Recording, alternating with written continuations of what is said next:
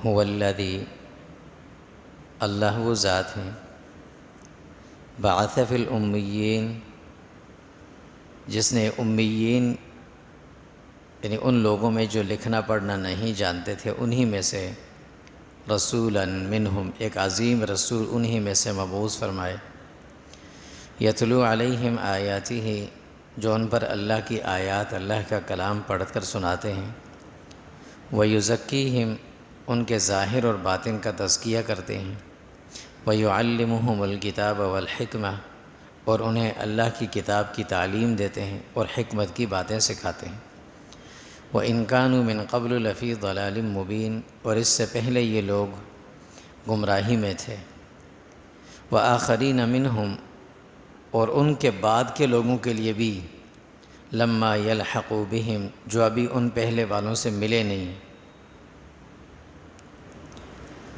گزشتہ جمعہ حضور صلی اللہ علیہ وسلم کی حیات طیبہ سے متعلق جو بات ہوئی تھی یہاں تک ہوئی تھی کہ جب آپ کی عمر مبارک 12 سال ہوئی، شام کا سفر، آپ نے پہلا سفر تھا آپ کا جو جا رہے تھے، راستے سے واپس مکہ مکرمہ آ گئے تھے۔ جب آپ کی عمر 12 سال ہو گئی تھی اور راستے سے آپ کو واپس مکہ بھیج دیا گیا تھا، شام نہیں جانے دیا تھا، تفصیل گزشتہ جو میں گزری تھی، اس کے بعد آپ نے بقیہ وقت مکہ مکرمہ میں گزارا۔ اس درمیان میں آپ صلی اللہ علیہ وسلم کچھ کام بھی کرتے تھے، مختلف کام بھی آپ نے اجرت پر کیے۔ وجہ اس کی یہ تھی کہ آپ کے چچا ابو طالب جو تھے، جن کی کفالت میں آپ تھے، وہ مالی لحاظ سے ذرا کمزور تھے، تو آپ صلی اللہ علیہ وسلم خود بھی محنت مشقت والے کام کرتے تھے۔ عرب میں ایک طویل جنگ چلی آ رہی تھی، کافی پرانی جنگ تھی، جس کو حرب فجار کہتے تھے۔ یہ جنگ دو بڑے قبیلوں کے مابین تھی، قبیلہ قریش اور قبیلہ قیس کے درمیان تھی۔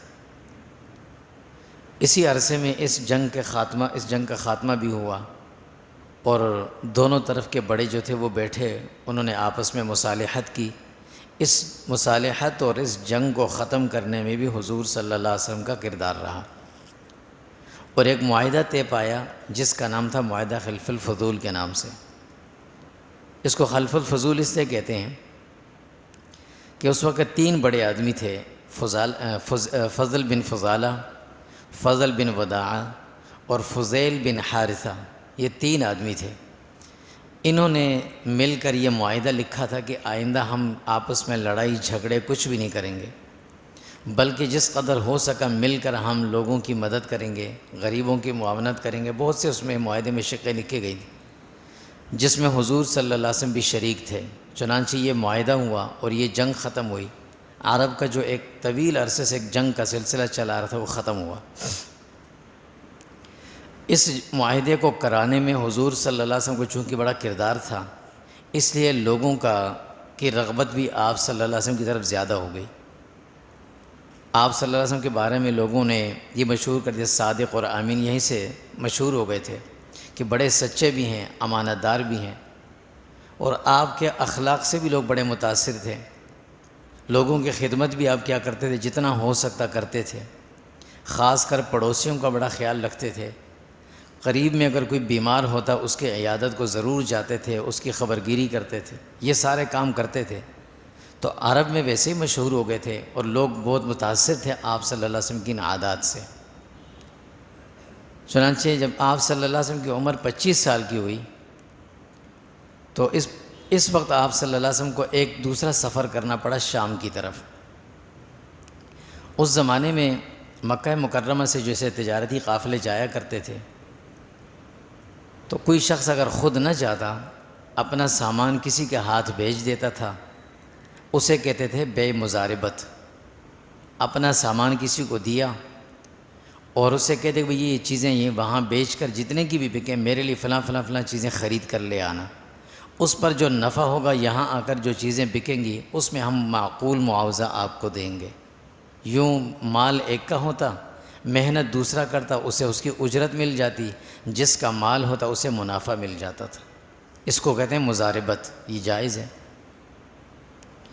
حضرت خدیجہ رضی اللہ تعالیٰ عنہ جو تھیں، اس زمانے میں بڑی مالدار خاتون تھی، بہت زیادہ مالدار تھی۔ ان کا نکاح جس شخص سے ہوا تھا اس کا انتقال ہو گیا تھا، یہ بیوہ تھی، 2 بچے ان کے تھے، ایک بیٹا تھا جس کا نام تھا عتیق، ایک بچی تھی چھوٹی۔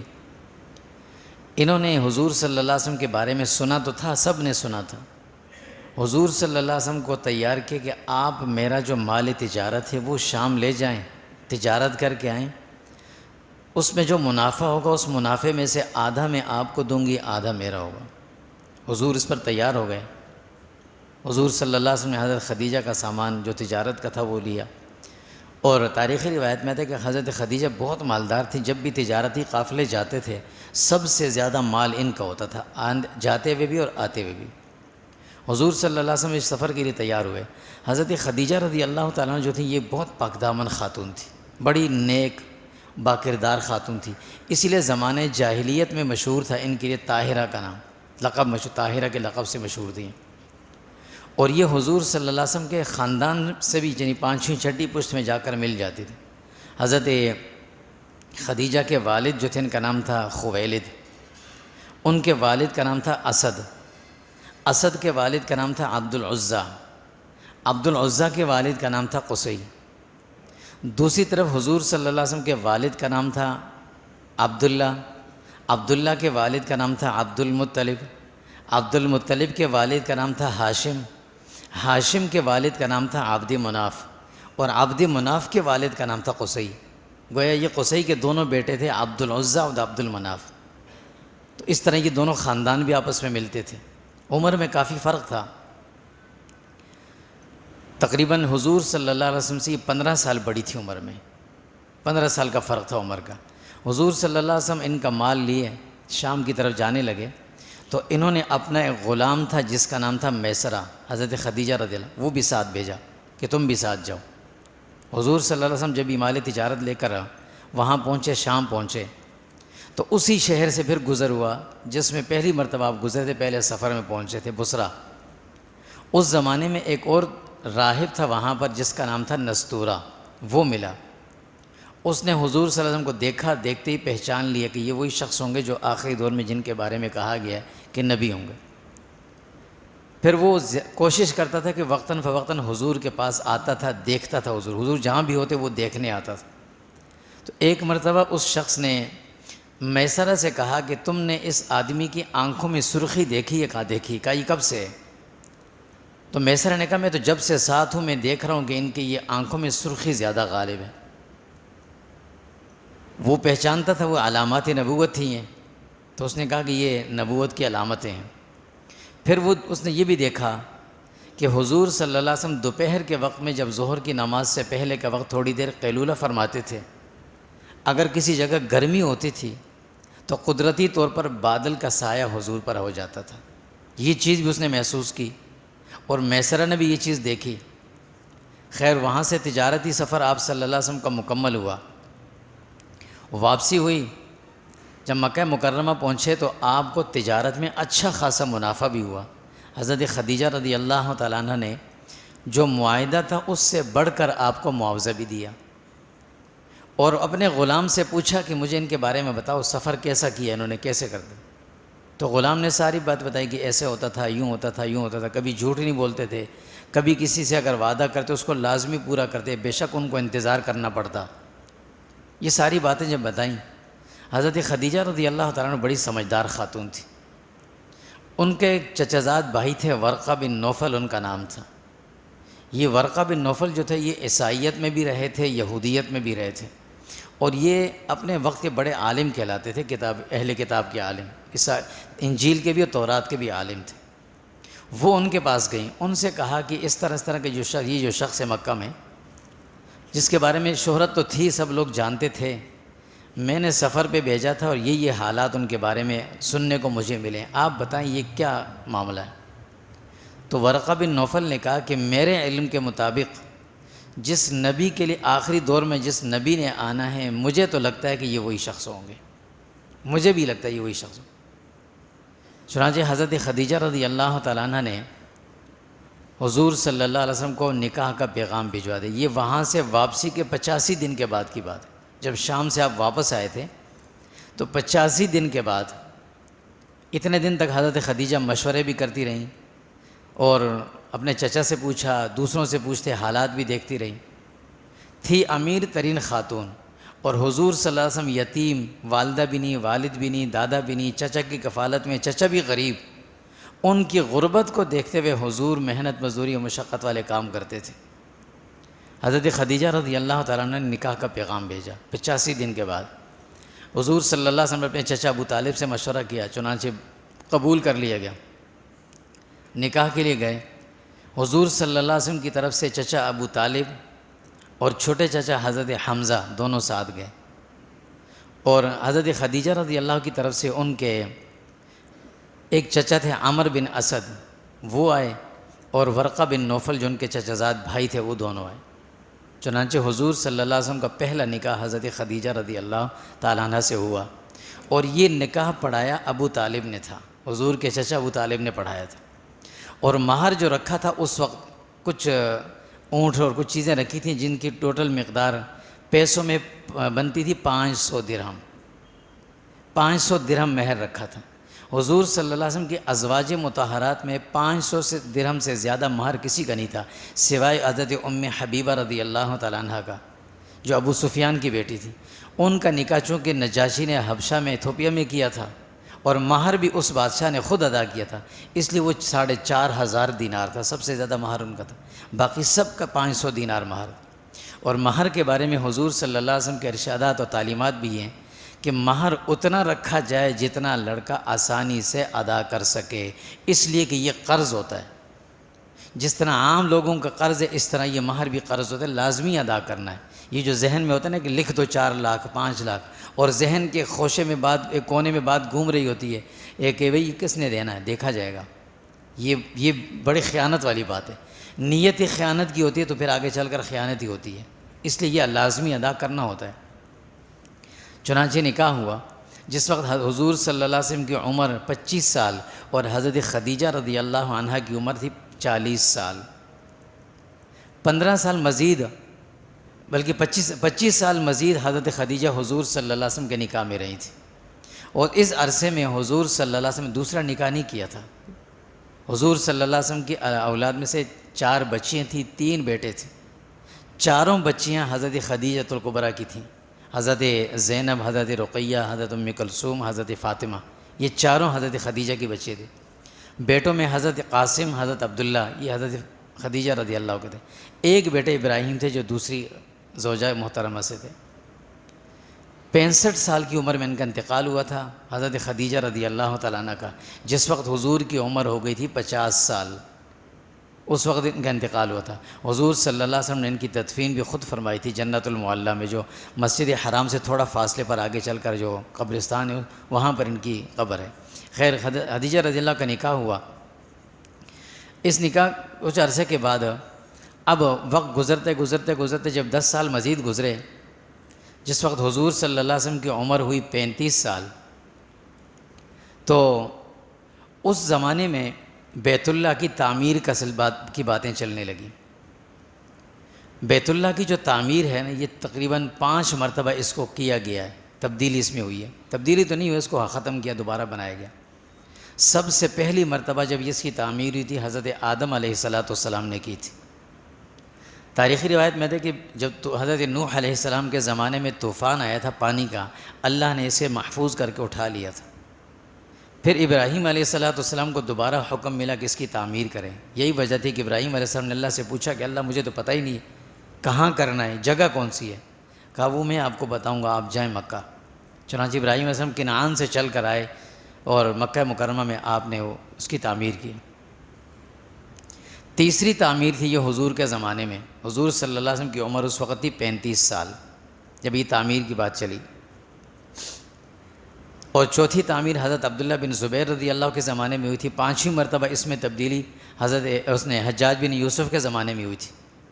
پھر بعد میں کچھ لوگوں نے جو بعد کے وہ تھے عباسی خلفاء تھے، انہوں نے اس کو دوبارہ سے تعمیر کرنا چاہا، لیکن اس وقت کے علماء نے منع کر دیا ان کو کہ اگر ہر بادشاہ آتا رہا اور اس کو دوبارہ سے تعمیر کرتا رہا تو یہ قیامت تک ایک عجیب سلسلہ بن جائے گا، ہر ایک آئے گا اس کو تبدیل کرتا رہے گا، لہٰذا اب اس کو ختم کر دیں، یہیں بھی روک دیں. چنانچہ وہیں روک دیا گیا تھا.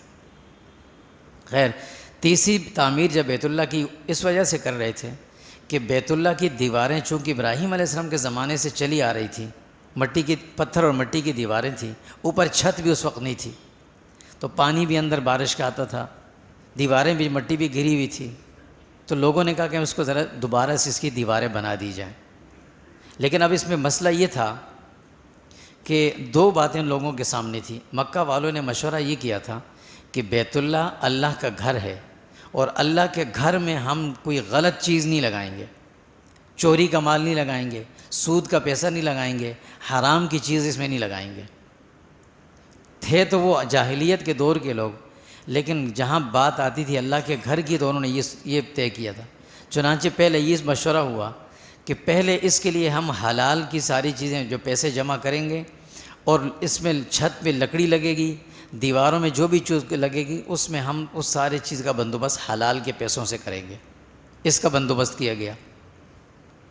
دوسرا کہتے ہیں جدہ کے ساحل پر ایک وہ کھڑی تھی، کوئی پرانی جہاز کشتی نما کھڑا تھا، وہ خریدا ان لوگوں نے، اس کی لکڑیاں نکالی تھی۔ دوسرا کام یہ تھا کہ وہ ڈر اس سے رہتے کہ اس بیت اللہ کی دیواروں کو ہم گرائیں گے کیسے، ڈر لگتا تھا، اللہ کا گھر ہم اس کو گرائیں کیوں، کیسے گرائیں، اس سے بھی ڈرتے تھے۔ چنانچہ بڑوں نے مشورہ یہ کیا کہ بھئی ہم بیت اللہ کو گرا نہیں رہے، ہم اس کی تعمیر کو دوبارہ سے کر رہے ہیں، اس کو صحیح کرنے کے لیے کر رہے ہیں، کرتے ہیں اس کو۔ خیر یہ شکوک شبہات بھی ان کے دلوں سے نکلے، حلال چیزوں کا بندوبست بھی ہوا اس کے لیے، اور بیت اللہ کی جو ہے وہ اثر نو تعمیر کا مشورہ طے ہو گیا۔ ہوا یوں کہ اب ہر ایک قبیلہ یہ چاہتا تھا کہ یہ کام ہم کریں، یہ اپنے لیے اعزاز سمجھتے تھے، تو مختلف قبیلوں کے لوگ جمع ہوئے، سب کے حصے میں کام تقسیم ہوا۔ ایک قبیلے کو یہ کام ملا کہ بھی آدھی دیوار کے پتھر تم نے اتارنے ہیں، نیچے کا حصہ دوسرے قبیلے والے اتاریں گے، دوسری دیوار اس طرح دو قبیلوں میں تقسیم ہوئی، تیسری چوتھی تقسیم کر دی گئی۔ پھر بناتے ہوئے دوبارہ اور قبیلوں میں رکھا کہ آدھی دیوار یہ قبیلے والے بنائیں گے، آدھی یہ بنائیں گے، تاکہ سب کا حصہ اس میں آ جائے۔ اور یہ ایک بہترین طریقہ ہوتا ہے کسی بھی قوم میں کو جوڑنے کا آپس میں۔ یہ سارے کام تقسیم کر کے لوگوں نے شروع کیے۔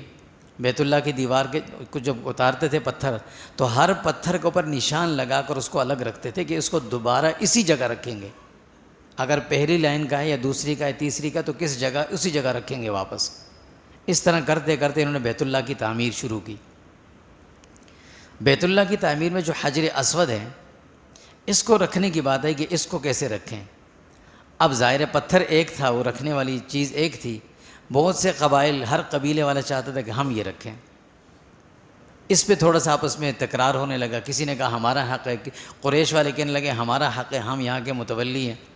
پھر قریش کے بھی بہت سے قبیلے تھے، ہر قبیلہ الگ الگ چاہتا تھا۔ چنانچہ طے یہ ہوا کہ ایسا کریں گے، کئی دنوں کے بعد ایسا کرتے ہیں کہ آپ آج سارے لوگ گھر چلے جائیں، رات کو پورا دن وہاں بیٹھے رہتے تھے، اسی بھی بحث ہوتی تھی۔ صبح سویرے سب سے پہلے جو شخص ہمیں یہاں نظر آ گیا، جو پہلے آ گیا، وہی جو فیصلہ کریں گے ہم اس کے فیصلے کو مان لیں گے، وہ خود رکھے یا کسی سے رکھوائے۔ چنانچہ سب گھروں کو چلے گئے۔ اگلے دن صبح ہر ایک، کوئی رات کو سویا ہوگا، کوئی سویا بھی نہیں، کوئی جلدی اٹھا کہ مجھے یہ شرف حاصل ہو۔ جیسے ہی بھاگتے وہاں پر آئے تو حضور صلی اللہ علیہ وسلم تو تہجد میں وہاں، تہجد کے وقت سے ہی وہاں تھے، حضور کو وہاں پایا، صبح سے وہاں تھے۔ تو سب مان گئے کہ ہاں بھئی یہ شخص جو فیصلہ کریں ہمیں منظور ہے، اس لیے کہ ان سے بڑا صادق، ان سے بڑا امین اور ان سے بڑا سچا کوئی اور ہے نہیں ہے، یہ جو فیصلہ کریں گے ہمیں منظور۔ یہ اس وقت کے بعد جب آپ صلی اللہ علیہ وسلم کی عمر ابھی 35 سال تھی، اور بڑی بڑی عمر کے لوگ بھی وہاں موجود تھے، سمجھدار لوگ بھی موجود، قبیلوں کے سردار بھی موجود، سب نے کہا کہ جو یہ فیصلہ کریں گے وہ ہمیں منظور ہے۔ چنانچہ حضور صلی اللہ علیہ وسلم نے اتنا بہترین فیصلہ فرمایا ایک چادر نما کپڑا لے کر آؤ، بڑا سا وہ لے کر آئے۔ حضور نے اس کو نیچے بچھایا، حضور نے اپنے ہاتھوں سے پتھر اٹھا کر اس پہ رکھا حجر اسود کو، اور فرمایا کہ ہر قبیلے کا ایک ایک آدمی آئے، ہر قبیلے سے ایک منتخب آدمی، فرمایا چادر کے کونے کو ہاتھ لگا لو۔ سب نے اس چادر کے کونے کو ہاتھ لگائے، چادر اٹھائی اوپر، حضور نے اپنے ہاتھ سے پتھر اٹھا کر دیوار پہ رکھا، سب خوش ہو گئے کہ سب بہترین فیصلہ فرمایا۔ یہ حضور صلی اللہ علیہ وسلم کی عمر اس وقت 35 سال تھی جب یہ واقعہ پیش آیا بیت اللہ کی تعمیر کا۔ جب یہ بیت اللہ کی تعمیر بھی ہو گئی، اب آہستہ آہستہ حضور کو اللہ نے جس مقصد کے لیے مبعوث فرمایا تھا وہ وقت قریب آنے لگ گیا، آہستہ آہستہ وقت قریب آ رہا تھا، نبوت کے ملنے کا وقت قریب آ رہا تھا۔ اللہ رب العزت نے دنیا میں جتنے بھی نبی بھیجے ہیں، حضرت عیسیٰ علیہ السلام کی نبوت کا اعلان بچپن میں ہوا، یحییٰ علیہ السلام کی نبوت کا اعلان اللہ نے کیا تھا لیکن دی نبوت وہی 40 سال کی عمر میں، باقی سب کو اللہ نے نبوت 40 سال میں دی ہے۔ اس کی وجہ یہ ہے حتیٰ اذا بلغ اشدہ وبلغ 40 سنہ، اللہ رب العزت سورہ احقاف میں فرماتے ہیں کہ جب انسان اپنے جسمانی لحاظ سے، عقل کے لحاظ سے، ہر لحاظ سے مضبوطی کو پہنچتا ہے، قوت والی دور کو، یہ ہوتا ہے 40 سال کا دور۔ اس وقت میں انسان جسمانی طور پر ہر مشقت کو برداشت کر سکتا ہے اور ذہنی طور پر اس کے وسعت نظر، اس کے اندر کشادت ظرفی وسیع آ جاتی ہے، ہر چیز کو برداشت بھی کرتا ہے، ہر بات کو سمجھ بھی لیتا ہے۔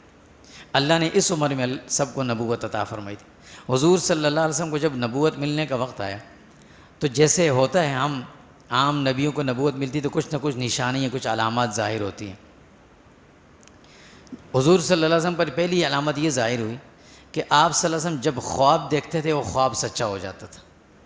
جو بھی خواب دیکھتے اور اس کی تعبیر لوگوں کو بتاتے کہ بھی میں نے یہ خواب دیکھا، ایسے ایسے ہوا ہے، وہ بات سچی ہو جاتی تھی۔ رؤیت الصالحہ، یہ نبوت کی علامت ہوتی ہے۔ ایک تو یہ، دوسری چیز خلوت نشینی، تنہائی پسندی، یہ آ جاتی ہے، نبوت کی علامت، نبوت کے ملنے کی علامت ہوتی ہے کہ آپ صلی اللہ علیہ وسلم آہستہ آہستہ تنہائی پسند، خلوت نشینی اختیار کرنے لگے۔ حضرت عائشہ رضی اللہ تعالیٰ عنہ فرماتی ہیں کہ حضور نے فرمایا تھا کہ حبب الیہ الخلا، کہ اللہ رب العزت نے خلوت کو پسند فرما دی، یعنی اللہ رب العزت نے دل میں یہ بات ڈال دی کہ حضور صلی اللہ علیہ وسلم کو خلوت نشین، تنہائی میں بیٹھنا پسند تھا۔ اور فکان یخلو بحرا، حضور صلی اللہ علیہ وسلم کبھی کبھی غار حرا کی طرف چلے جاتے تھے۔ مکہ مکرمہ بیت اللہ سے کافی فاصلے پر جبل نور، وہاں اس پہاڑ کی تقریباً 2000 فٹ اونچائی پر یہ وہ غار ہے، 2000 زمین سے اونچائی ہے۔ اور عام جوان آدمی بھی اگر وہاں جائے تو یا تو پہنچتا ہی نہیں، راستے سے واپس آ جاتے ہیں، یا پہنچتا ہے تو بڑی تھکاوٹ کے ساتھ پہنچتا ہے۔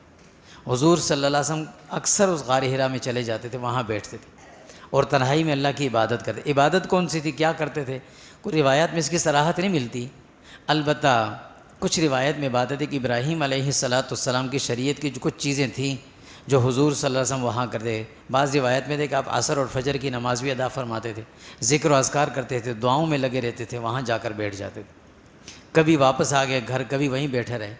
یہ عرصہ جو 5 سال کا تھا وہ اس طرح گزرتا رہا۔